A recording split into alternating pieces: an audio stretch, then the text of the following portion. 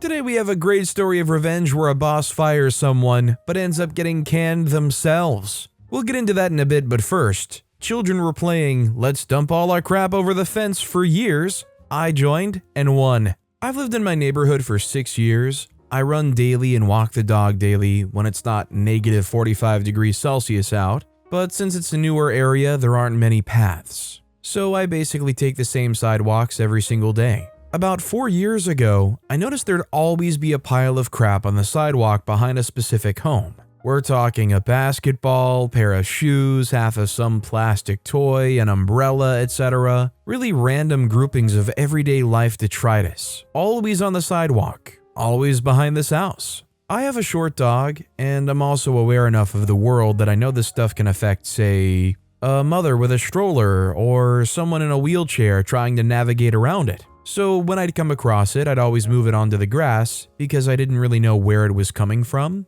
Eventually, I'd see it get reported as litter on our local complaints app, and the city would clean it up, and that was that. Once or twice, I took a garbage bag myself and threw it out. This happened for years. I had to make a Facebook account for a job I took, and idly decided to join my local neighborhood Facebook group. Scrolling back to read the drama, I came across a complaint about that house. Someone commented, "Try being their neighbor, it's like living by a dump."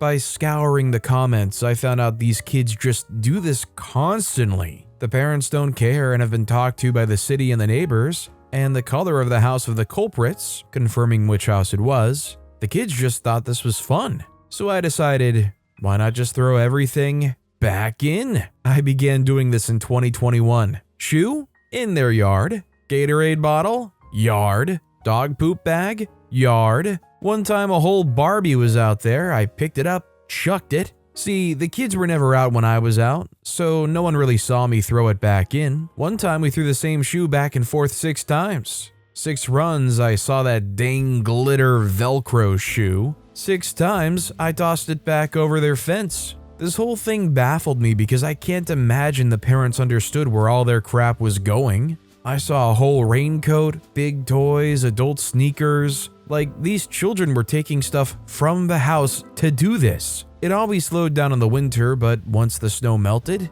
it came back. One day I went for my run and one of those plastic tricycles were there. Something in me snapped. I moved it to the side and left it there. I ignored it for a few days. Then I went for a walk with my dog and I heard the kids in the yard.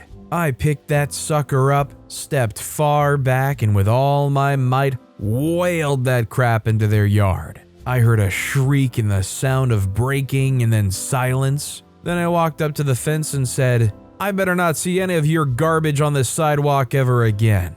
And then kept walking with my dog. Because really, what were the kids gonna do?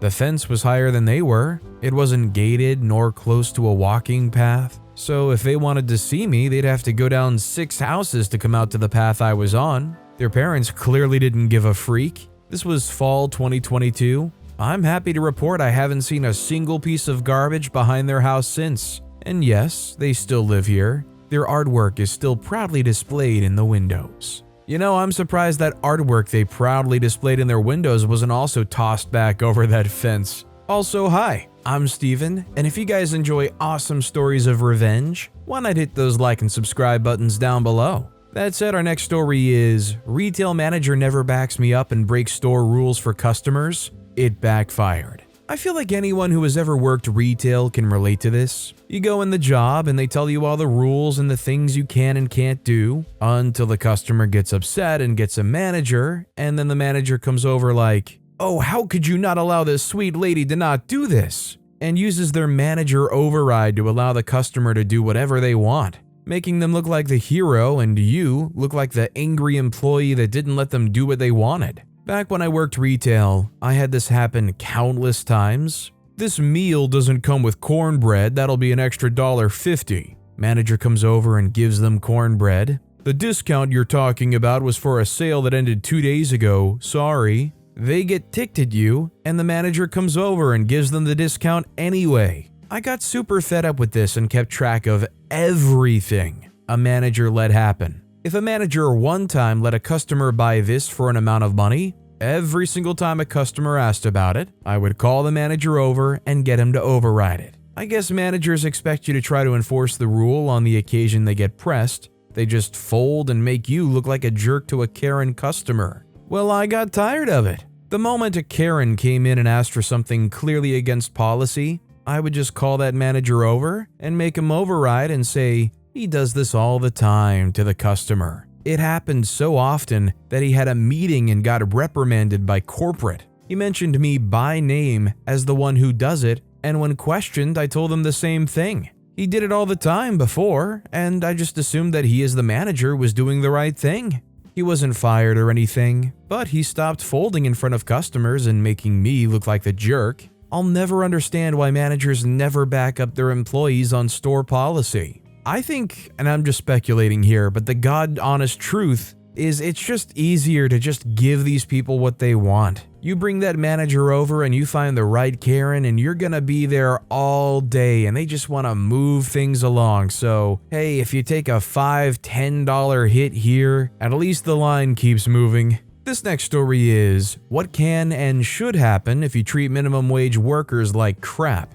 First time posting here, but I keep bringing this story up and wanted to share this. Around 5 years ago, when I was in university, I worked at a local supermarket, big chain but in a small city, as a cashier to be somewhat financially stable. I didn't need this money to get by as I still lived with my dad, but it was always nice being a tad bit more independent. Anyways, I was scheduled as the main cashier at the day before Christmas. Main cashier, as in occupying the only register with access to cigarettes and liquor. Where I worked, these things were locked up and had to be opened by the cashier. So basically the cash register with by far the most people to work through. Being the day before Christmas, I already knew this shift was going to be an absolute nightmare. It was supposed to be from 12 to 10 p.m. So at this beautifully already doomed Saturday before Christmas, I came in around 15 minutes early, got into my work clothes and went to the boss's office where we would get our registers for our shift.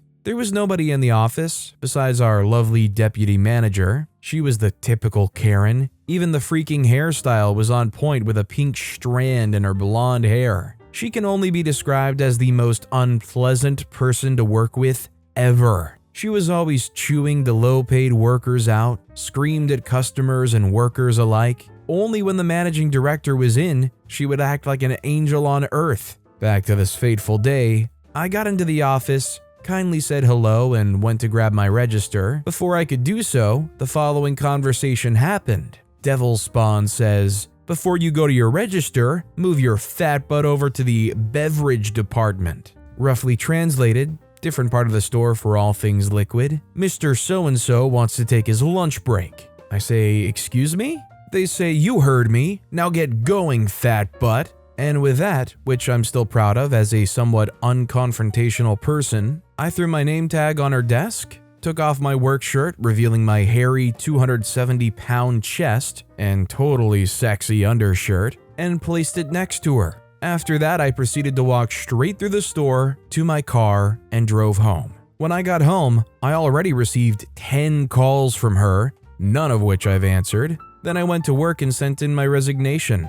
Not directly to the store where I worked, but to the big office, you know? I made sure to let them know why I was quitting in detail and how this person usually treated staff. I very quickly got a nice letter letting me know that they received mine and that further actions will be taken regarding DS. I still had some friends in the store who informed me about a week later that upper management paid a visit and interviewed plenty of people. I'm sure you can figure out how that went. Apparently, after all of that, the managing director gave her two options: quit and work somewhere else, or give up her position as a deputy manager and keep working at the store as a normal worker. To this day, Devil Spawn is working the register and occasionally cleans the facility. After all, the store is the only one anywhere close to where she lives. Oh, and by the way, she had to cover the entirety of my Christmas shift. Felt good. It's just nice that somebody in this position who is a total jerk actually gets held accountable for being a total jerk.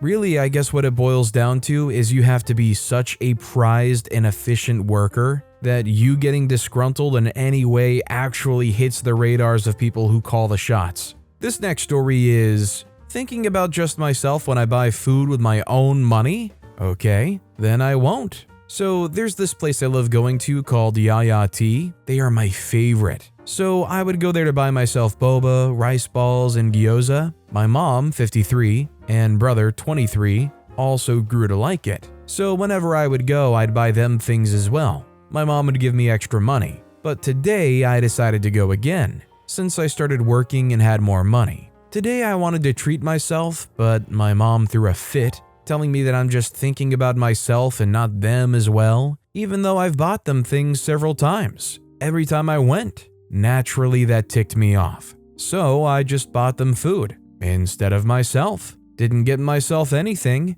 and I said to my mom, "Am I still only thinking about myself?" She was not expecting that. Then she had the audacity to say she doesn't want it, and said I'm getting upset for no reason. Then why did you put up such a fit? I mean, really, this is kind of like the friend principle. Like, yeah, maybe once, maybe twice, you can pay for a friend's food and not get too upset about it. You know, pay it forward, buy me some food in the future. But for them to just expect you to get something for them every time you go because you want it, it just gets ridiculous. Our next story is, my sister kept interrupting me while I was talking, so now I don't let her get a word in.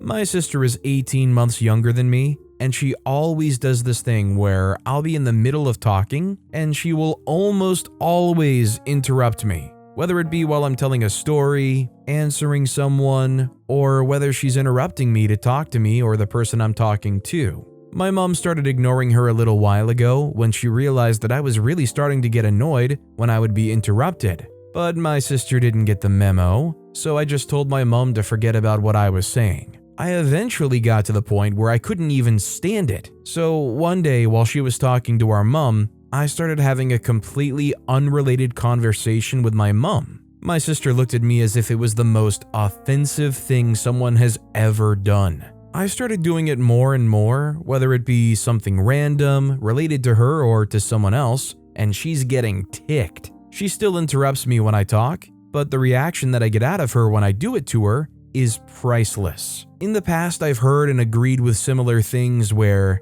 in a situation where somebody's clearly being the jerk and they just don't get it, sometimes you just have to do it back to them for them to actually have that awakening. For them to realize, oh, this does actually suck to experience. Although, to be fair, a lot of other people don't even have that level of awareness or capability. This next story is, roommate accidentally killed my rabbit and purposely kept using my detergent while denying it. This happened a while ago, but I feel like this is the place. I had a roommate that kept using my detergent. If she would have asked or admitted it when I confronted her, I would have been okay with it, but she always denied it. Well, one time in winter, her boyfriend was going to visit. She wanted my rabbit to be all soft and nice, so she gave him a bath and then put him downstairs in the unheated garage and laundry area to dry. This was February in the northern Midwest US. Temperatures generally between 10 and negative 15 degrees Fahrenheit. She didn't do it on purpose,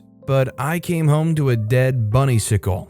I didn't make a big deal of it because I didn't want to make her look bad with her boyfriend, but that was kinda it. Back to the detergent, I decided to add a crap ton of bleach. I had a coat for lab classes, and officially it was for that. If she had asked, I could have told her there was a crap ton of bleach in the one detergent bottle, but since she claimed she never used my detergent, she didn't ask, and I didn't share or label. Ruined a whole load of jeans and such. Big bleach spots. I'm still smug, and it's been a decade. I just don't understand how OP was able to sweep this one so well under the rug. I would have been absolutely devastated. Not make a big deal out of it because it makes them look bad? Well, yeah, they kind of just killed your rabbit. This next story is, guy who thought my apartment was a free-for-all gets sobered up.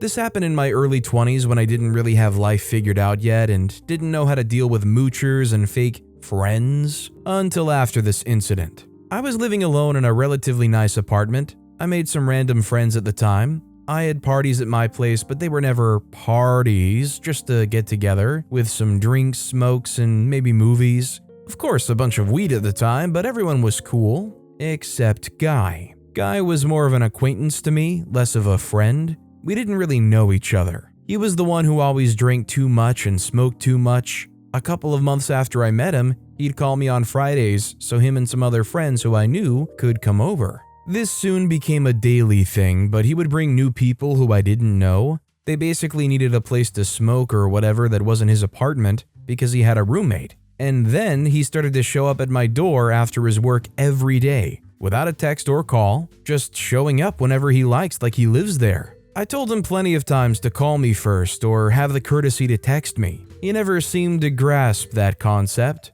I got sick of him taking advantage like that and I stopped hanging out and started ignoring him. Then one day, he keeps calling me over and over like 7 times. I still ignore it, but then I hear banging on my door after a few minutes. I open it and he's standing there with another dude I don't know. He has a bag in his hand filled with weed, various drugs and bongs, etc. He tells me, not asks, to hold on to this bag because his parents are visiting his apartment and he can't have that stuff there. I was just shocked and didn't know what to say for a second, blinded by rage and frozen. I only said okay because I just wanted to get rid of them at that moment, and they left. Ignoring him still led to him breaking my boundaries like that. An hour later, I decided that no, it's not okay. He is taking advantage of me and my patience, and I didn't want this to be a reoccurring thing. So I called him a bunch of names, but he didn't answer. I wanted to give it back to him and make up an excuse that I'm going out of town on an emergency and won't be back for a week, so he'd take his crap back without asking questions. He never answers his phone or texts, so I took that bag to his apartment complex and gave it to the security guy with a note on it saying I'm returning what belonged to Guy. And he delivered it to the apartment.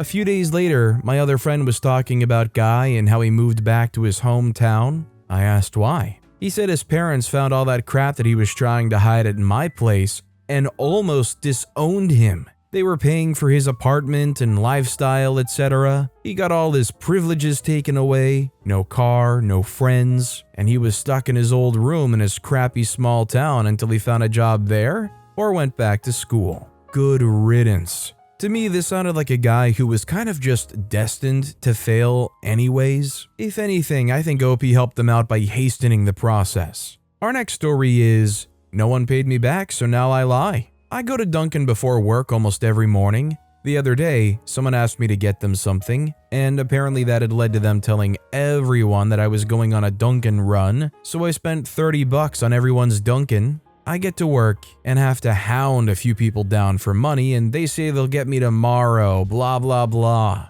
And the people who did pay me didn't pay me back all the way. Their total was $4.25 and they would give me $4. At the end of the day, I only got back $14. So I've been switching between getting Dunkin' for only my close friends who I know will pay me back, while asking people if they want something, and not coming back with it, but coming back with my own Dunkin', or straight up telling people that specific people ruined it for them, so I'm not going anymore. Someone called me petty for it, but I don't care. If you don't know somebody well enough to know that they would consider you good on paying them back, then you are an incredibly huge jerk for asking them to pick you up something and not spotting them when they get back. They deserve to get iced out here. This next story is, buy you coffee? I was about 15 at the time, and I did a job for someone where they say they'd pay me $20. They never did and kept telling me they were too broke. No problem, I get it, but this dragged on for about 2 months.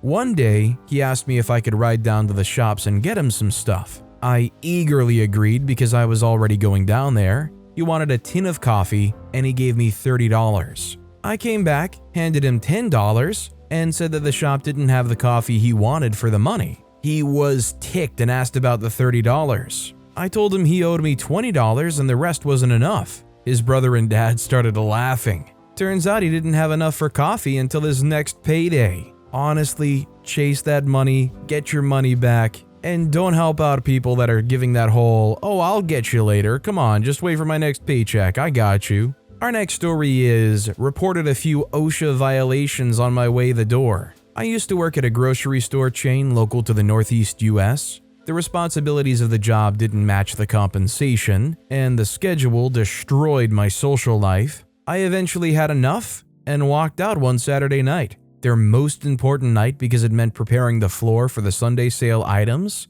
Left them a note informing them of why I decided to quit. When I went to pick up my final paycheck, the customer service desk informed me that they wouldn't be able to cash it as there was a note left from the store manager instructing them not to, as though I couldn't just take it to my bank. But I'm not trying to be out-pettied, so I decided to inform OSHA about a number of violations I had attempted to bring to the attention of management during our last OSHA refresher course and test, which they basically walked us through so that failure was impossible. Stuff like the lack of a fire exit for my apartment while working overnight. They locked the secondary exit and walled off access to the others with a new HR office in case of an emergency. I'd been trapped in my storage room once already because of a malfunctioning pallet jack, so I knew that this was an actual problem. The person running the test told me that my concerns weren't valid, even though the shop steward came to me after and said they definitely were. So anyway, OSHA asked if I wanted to be kept in the loop after their investigation. I said sure, why not? And about 6 months later, I received a packet detailing their inspection, which happens to fall on my birthday, and the results. The store was fined $7,000 and made to install a new fire exit in the back of my former apartment. Everything else warranted a warning. The managers don't care about anything other than maintaining operating costs below a certain level, so I'm sure they weren't happy to get the audit. Friends that continued working there said that everyone was pretty sure that I was responsible since it was my former apartment, and I asked them to inform everyone that I most definitely was. I mean, if I were in an OP situation and I felt I had just gotten unjustly screwed over by a company that's already clearly making mistakes and hoping those employees don't rat them out on it, you bet your butt I would at least definitely consider doing what OP did here. They were gambling, and honestly, with the way they treated people, it was probably inevitable. Our next story is landlord demanded 2 months of rent given. I was temporarily in another city for 6 months and was renting a small apartment with bills included. My landlord were decent people, but asked for 2 months of rent as they were going on a vacation. The original agreement was monthly, and that's what I budgeted for. I also offered to wire them money after a month, but they said that they don't have their bank in their holiday destination, which was true, I suppose. This really affected my budget and set me back. Now, since bills were included in the rent and I only had 3 months left in the new city, I had an idea. It was winter, so I left the space heater on 24/7 at the max setting, instead of just using the electric blanket like I used to. I also left the ceiling fan on 24/7, creating a nice warm breeze. I also left the bathroom lights on to create a mini night light. I must have recouped a week or two of rent by my antics. I paid monthly otherwise. P.S. It is risky to keep a space heater on while sleeping. Hey, if you've gotta get crafty to save a buck, I respect it, but yeah, definitely don't do anything that could be potentially harmful. Our next story is trying to shame me for my drink choice? Watch me order the fruitiest drink on the menu. This happened a while back when I was out with my, thankfully, ex-girlfriend and her friends. We went to a local bar that's on a boat, and it's a pretty expensive place. Usually I was the one to cover my ex and my bills on nights out. Before service came, I talked about possibly ordering a tequila sunrise. My ex immediately said, "Are you gay or something? Big guy with that drink?" Instead of going, "I pay for your crap, so shut the freak up," I decided to be a little more devious. Come time to order drinks, I ordered the fruitiest drink, if something like that even exists, on the menu. I don't remember what it was called, but it was basically a pink swimming pool with extra cream. My ex was so embarrassed, and it was my pleasure to watch her die on the inside with every sip I took. I'm sorry, but if we live in a world where you just get utterly emasculated because you want a fruity or a sweet or a traditionally girly drink, then I don't want to be here anymore. You know what it is, it's just outing yourself as a homophobe. Our next story is, I quit. Note, please don't bash me for my occupation. 40-year-old female. I've been cutting meat for over 20 plus years. Fast forward to last year, I was the meat manager for a grocery store chain. I loved my job up until we got a new store manager. He and the assistant store manager were both 28, cocky little craps. I didn't like them from the rip. He and my new assistant meat manager have worked together for years. They both got transferred around the same time. I really liked my assistant meat manager until I found out from other sources she was buddy-buddy with the store manager. I'm hearing impaired and wear hearing aids. I found out that they would make fun of my disability. I kept getting compared being, I'm sorry, I haven't worked there 30 plus years. Well, I let this BS play out for over a year. It was really affecting my mental state. I finally had enough. I would work Sundays, usually solo, which is the worst day of the week being how busy it is. I called in knowing full well they had no one to cover me. I said I'm not sure when I'll be back and left them hanging. The HR manager was begging me to come back. Nope, best thing I've ever done. I heard they lost a lot of customers due to how they would come to have me take care of them. I really did go above and beyond for that department. I told myself I'll never work for a place where I'm not valued for my hard work. Honestly, I think that's the mindset you need to have. If you're not appreciated when you're busting your butt or doing good stuff or been loyal and working hard for them for 30 years, they don't deserve you. Our next story is my boss fired me, but ended up getting fired herself instead. I'll try to keep this short. This happened about 15 years ago at my first job. I was 16 years old in high school and working 60 plus hours per week at a restaurant. I started out as part-time, but was the only person willing to close the restaurant. So I worked 7 nights a week, 9-ish hours per night while still in high school. The way the management team was made up was 1 general manager and 3 assistant managers. All of the management and even other staff, like me and I, never had any issues at all. There was 1 assistant manager who had it out for me for some reason. We'll call her Carol. One Saturday night, there was a rodeo going on in town, so I knew that we would get a rush around 10 as we were the only place open that late in town. I told management the day before, as it takes many hours for the roast beef to cook, and they usually cook them overnight. Carol was supposed to cook extra roast beef, but failed to do so. Saturday night comes and we get a huge rush around 10:30, 30 minutes before closing. There were 3 of us there, the cook, the manager, and me. They're both making me the food while I'm running the drive-thru, front counter, and bagging the food myself. We ended up running out of roast beef. Instead of no longer taking orders, Carol decides she's going to cook the roast beef in the microwave. And she says this loud enough for customers to hear. Now I've got people asking for refunds, and the manager's the only one that can issue refunds. After about the 5th time of me asking her to give someone a refund, she yells at me in front of about 50 customers and tells me that if I can't do my job without her help, then I could just leave and not come back. Here's where the petty comes in. The cook and I had a very good friendship.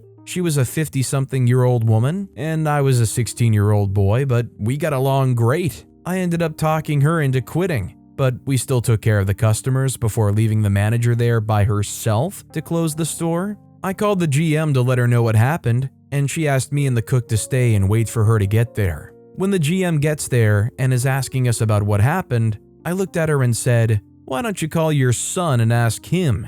He was in the lobby the whole time." Carol's face went white. The GM talks to her son, comes back, and sends Carol home, and asked me and the cook to stay and close. The next day, I learned that Carol had been fired and had requested that someone bring her personal items to her as she didn't want to come to the store. The cook and I graciously volunteered to take her things to her. She wouldn't even answer her door. We just left her things on her porch and went about our business. I've seen Carol several times since, and she still won't speak to me. I love when you have an ace in the hole here that they just were not expecting. Situations like this where they acted their very worst and they don't realize somebody actually important to them is watching. It's like playing Uno and having a +4 as your final card. But with that being said, that's all the time we have for today. Now, if you want to hear another awesome revenge story, check out that video on the left. Or if you missed my latest video, check out that video on the right. That said, I'll see you all next time with some more stories.